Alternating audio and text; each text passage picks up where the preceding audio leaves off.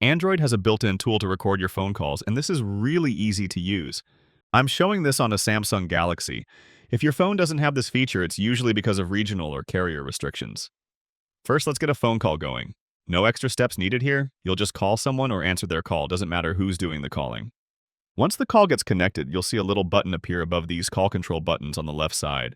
Kind of looks like a cassette tape, if you're old enough to remember what those look like. Tap that and you'll see a 3-second countdown, and then the recording will start.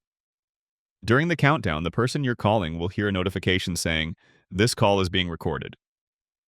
When the recording is in progress, you'll see the recording time on the top of your screen. To stop recording, you'll hit the same cassette tape button again, and you're all set. The phone call remains connected, and the other person will once again hear a notification saying the call is no longer being recorded. After I finish the call, I can go to the Recent Calls tab in my phone app, and next to the person I was just recording, there's a little microphone icon indicating that this call includes a recording.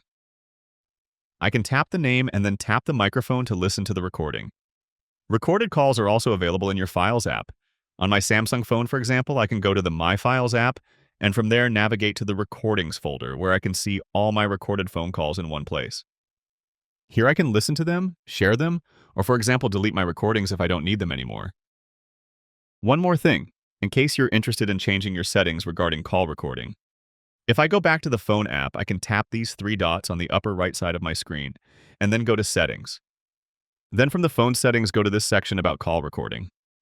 This menu will show all the settings related to phone call recording.